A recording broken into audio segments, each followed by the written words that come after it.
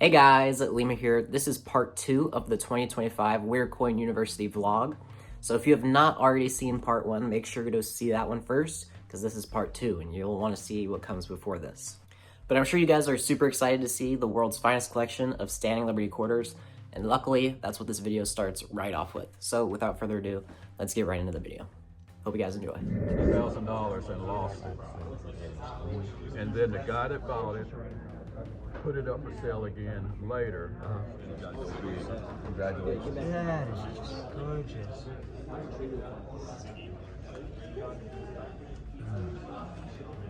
Tony on that is just excellent. Oh, can I see that? By all means. Thank you. The luster in that 17. That is I can't not take a video now. I have to remember this. yeah, it's like that's finest known, right? On the rust. There's nothing.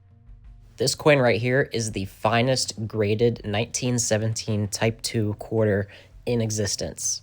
Graded at MS68 full head, holding this coin in my hand was surreal, and it was just incredible to look at.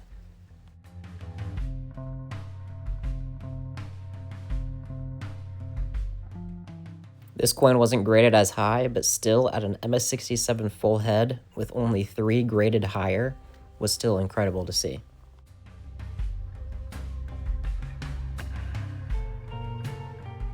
Plus, this coin had beautiful golden toning on the reverse, which I thought was super beautiful.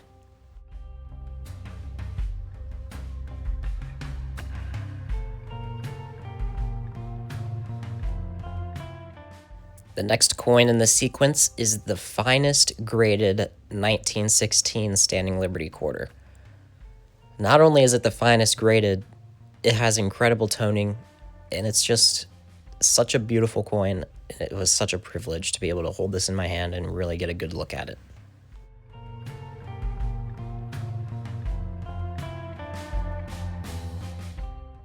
Now on to my favorite quarter in this collection. This is a 1917S, which is the rarest mint mark of this year. And this is the finest graded coin of the 1917S full head. Now, I love this coin because if you know me, you know I love good toning. And this coin has some of the most beautiful toning I've ever seen on a quarter ever. And making it at such this high grade is incredible. Now this next part of the video is really interesting because you'll see that while I'm rotating that MS68 full head quarter, you'll hear in the background John Q. Little talking about his favorite coin in the collection, which is actually not a circulation strike coin, but is instead a pattern. So during these next couple of clips, listen carefully to what he's saying about the coin, and then right after that, we'll be able to look at the owner's favorite coin in the world's finest Standing Liberty quarter collection up close. In South America, it's different. I noticed this says Little John because it's the full nipple variety. Is that why it's the Little John variety? I'm just saying. I'm thinking from a medical perspective. I tell you what happened. Okay. That has a whole story behind it. When someone asked me what my favorite coin was, I said it was this one, but it was an NGC holder. So John Danruler was walking by when PCGS and I were discussing displaying my set, and said, Tony, and they said, I said, I'm not going to display my set. I'm going to display being a PCGS holder. I said, well, it's been modified because they scratched it off. JD proposed to PCGS that but that was scratched by the mint before it was released. Pattern. So it's part of the. So that's part of the process pattern. of being in pattern. Yeah. And so he and I worked with him. I sent him all the letters from between the mint director because I had a copy of all the letters and stuff. Sent it to him, and he walked it over to PCGS. That's cool. Were great. That's cool. Very cool. I said, but take Simpson's name off. Put Little John. Yeah, there you go. Nice. I like that. Simpsons standard. So here it is, John Q. Little's favorite coin in his collection.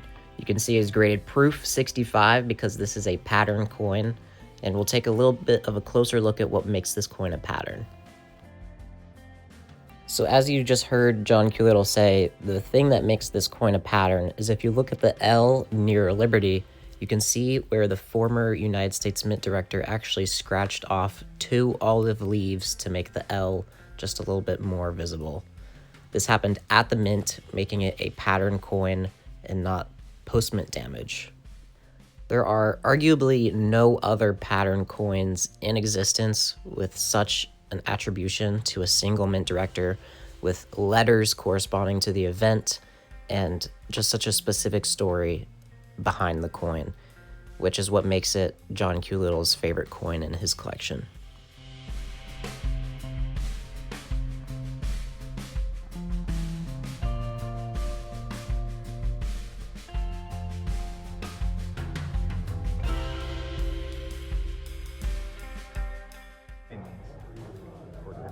It's collectors like you that are inspiring the youth. And your Well, kindness I would hope that I could do that, and I would hope that one of the things I never saw is all these great sets. All you can see is on the internet. You can never see and hold the coins to see what they really look like in person. The next coin up is another pattern coin. This one is especially special because the design is different. On the reverse, you can see that there is an added extra wreath surrounding the eagle. This coin might not be as cool without the story of the mint director scratching off some extra leaves, but I do think that the design of this one is a little bit cooler. I just love seeing the Liberty coin. What's the primary difference between these two, out of curiosity? These two are the same coin, except this is a pattern. It's struck in proof, and it's been modified to what this one turned into be. Liberty's holding this olive branch. And that concludes the coins that were shared with us at Witter Coin U from the world's finest Standing Liberty quarter collection. A big thanks to John Q. Little for, sharing these coins with all the young numismatists.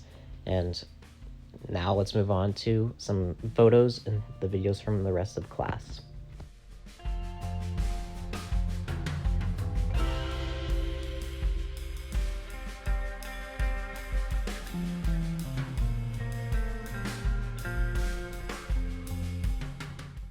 The next guest speaker that we had was Bob Campbell, and he was speaking about toned coins, how to identify artificially toned coins, real toned coins, and then after that we got to see some of the coins from his collection, and these were some of the most beautiful toned coins that I've ever seen.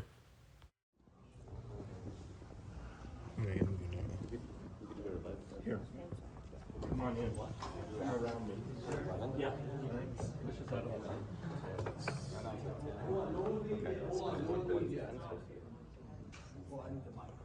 Well, I can just announce it right now. The scavenger hunt that's happening tonight, the email was just sent out, okay? With all the clues and stuff like that. So there's even a gold coin in there, so good luck with it. You guys didn't even know about the scavenger hunt. No, look at the Bob's coins first, then you go to the scavenger hunt.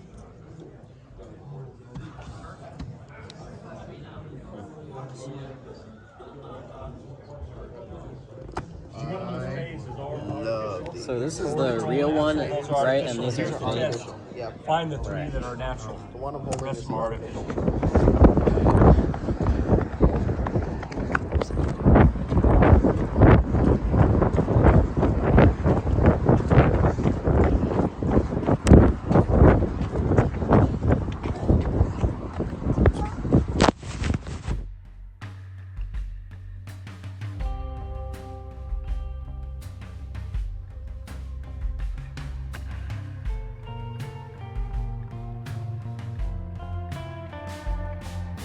Alright, so there's Jack right there, but we are currently searching for the coins for the Witter Coin U scavenger hunt. We haven't found anything. 2 of them have been found and 4 are left. We think one's at Boudin, and I'll let you know if we were correct about that. Long story short, the scavenger hunt was a lot of running and a couple of Uber rides, and I unfortunately did not end up finding anything with the people I was searching with. But it's okay. After that, I decided to treat myself with a little bit of a walk at the pier, and I got myself some ice cream, so it was all fun. So this next part is pretty fun because I got some funny moments on camera, but this is a gift from Bob Campbell because we all got our very own coin dealer starting kits.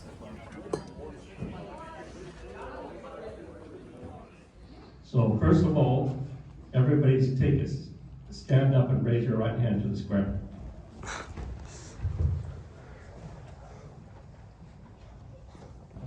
Nice and square like a Boy Scout would.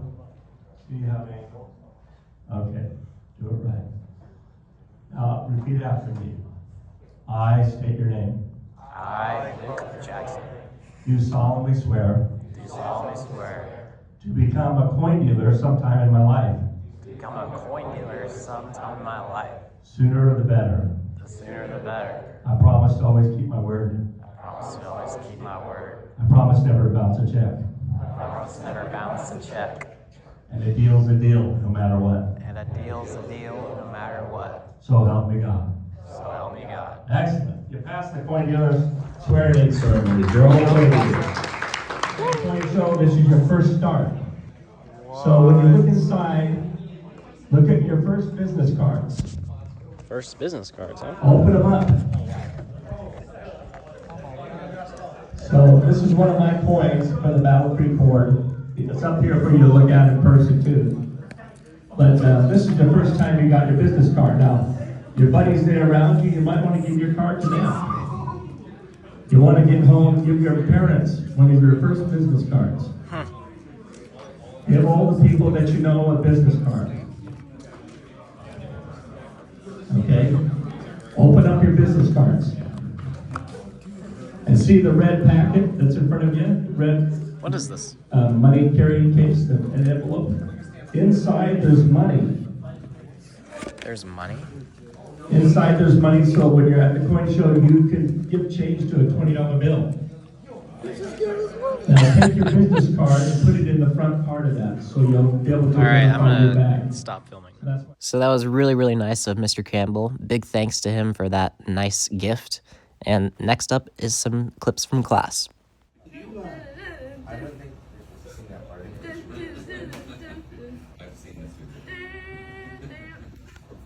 But can you do the big shoe dance to go along with it? Tequila. All right, Friday lunch update. Today in the intermediate class, we did the research project presentations. I did my research project on the Baldwin $10 gold piece from 1850, a piece of pioneer gold. I looked at the design and I went back in history and I found the artist of the original design. Turns out the engraver of the coin actually kind of stole the design from a previous artist. So that was really cool to research, and I researched some of the other art that artist made when he was in the San Francisco Bay Area. I have enough information on that coin to do a full-length video even after this video, so watch out for that soon. I think that'll be really cool to do. Unfortunately, I didn't win the $500 for the best project, but that's all right, and I'm still happy with the work I did, and that should make a good video, I'm hoping. So later in the intermediate class today, I think we're gonna do some more grading probably, or maybe something else, I'm not sure. And then after that, we have the graduation dinner. Now, if you made it this far into the video, this is some real exclusive information that I'm about to share. This is John Danruther, a photo in his phone from when he toured the Philadelphia Mint, and he got to see the 1964 Morgan dollar Galvano. So that is absolutely incredible. Some people debate whether or not that coin ever even existed, but it did exist, and there is the Galvano right there.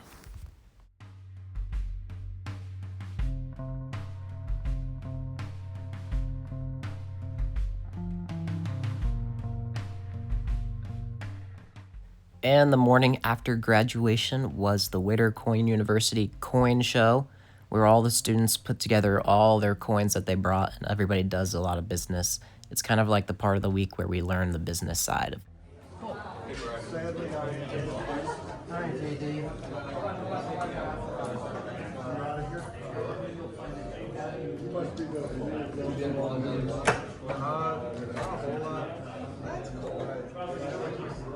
I had 100.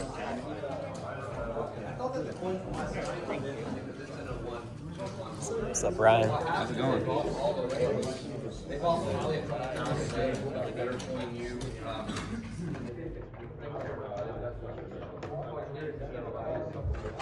He wants the submission.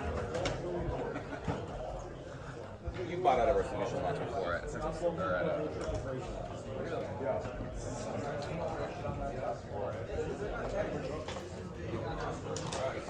All right, so I'm here with Connor Cambria. He's the most important young numismatist. Hey, how you doing? I was very fortunate enough to win the Stouch Award yesterday at the Witter Coin banquet, and yeah, very proud of that. All right, I'm gonna turn the camera around and let's take a look at some of the stuff he has.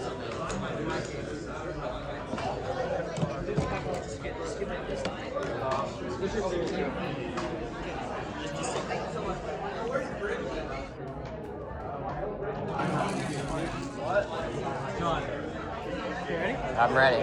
Okay. So hi again. So I work at Harlan J. Burke in Chicago as an intern this summer. One of my many things of trying to move is signatures, which I have before me, and letters and stuff.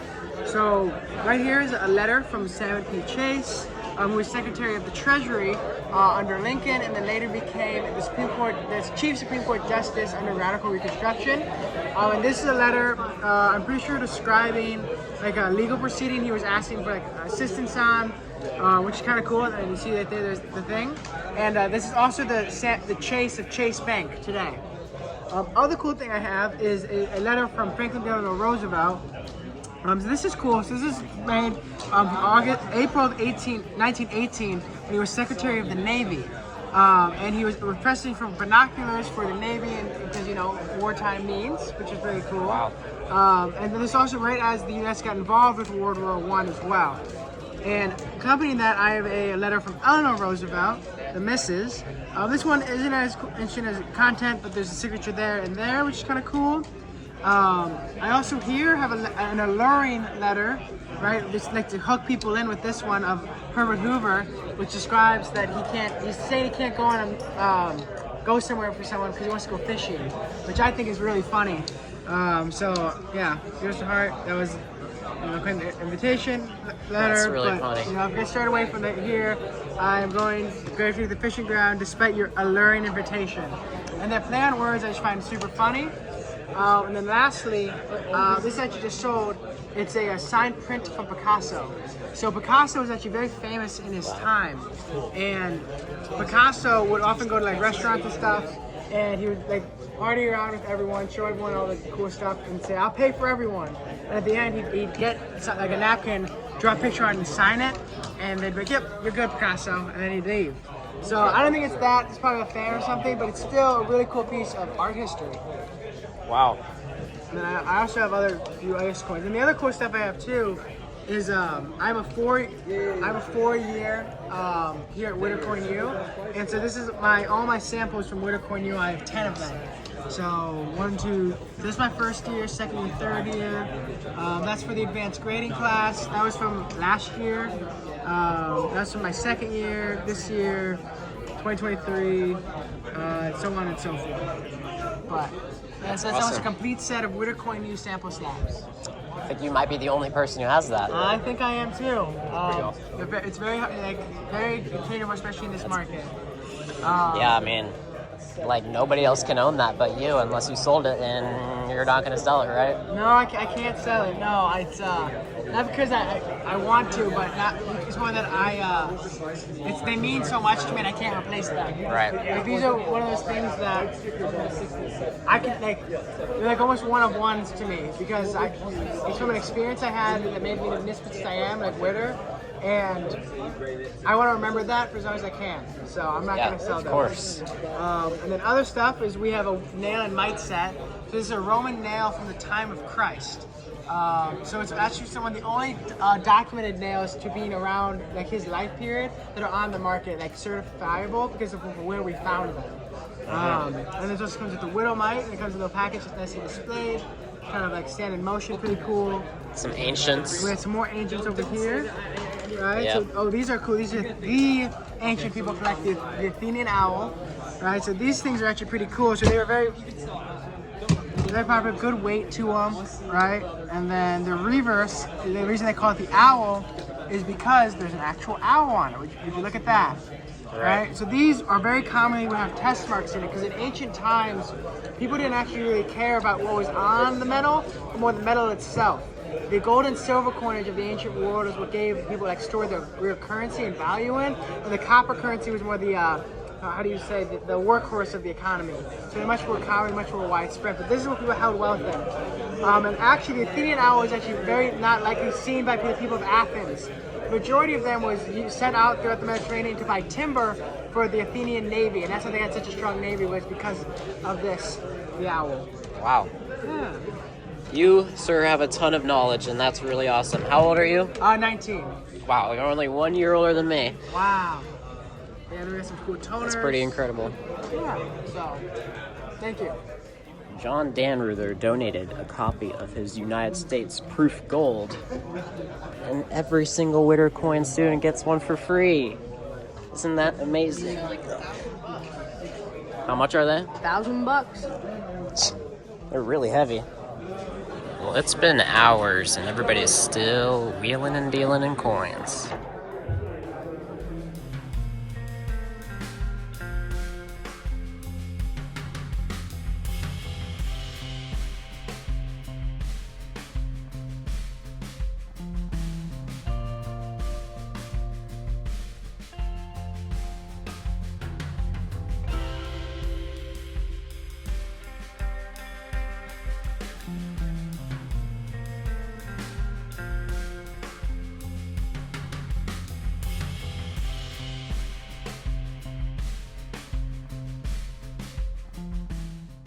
And so just like that, it was the final night of Witter Coin University 2025. So I decided to go out with my new friends that I met, get some nice food, explore the city a little bit, go on the Ferris wheel, and it was a lot of fun.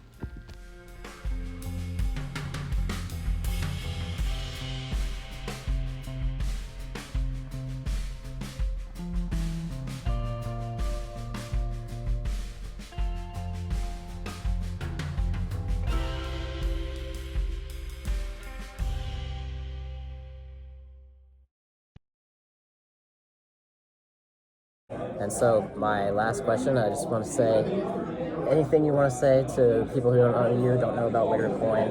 What's the main purpose behind it? You want me to like plug Witter Coin U? What's the message of Witter Coin U? It's very simple, to give back. That's the number one thing. I mean, Witter Coin University, it's a nonprofit that provides scholarships for 40 young numismatists between the ages of 14 and 20 years old. It's an 8-day coin extravaganza here in San Francisco. All the scholarships are fully paid for, and we have the finest instructors in the world. But to really be clear and answer your question, the goal of Witter Coin U is to really teach everybody how to get back to the hobby. That's kind of what we expect, because the hobby's been wonderful to all of us, and it's been wonderful to you. So that's why I hope that all the students learn how to get back to the hobby in some form. It may not happen today, tomorrow, it could happen in 40 years from now. As long as everybody does something positive for the hobby and gives back, it's just going to grow and grow and grow. It's been really good to us. Well, thank you. Hold on, I'm not done. Can I interview you? I can't fit the whole interview with Seth Chandler in this video, so if you guys want to see the full interview, make sure to go check that out on my channel. It is already posted.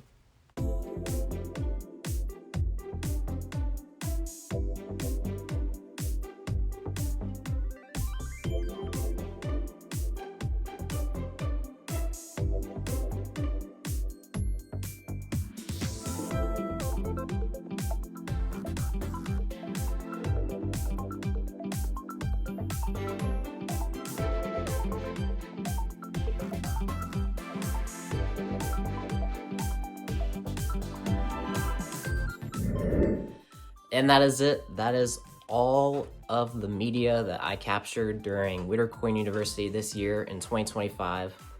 If you are a young numismatist watching this video, 100% consider applying to Witter Coin University next time around.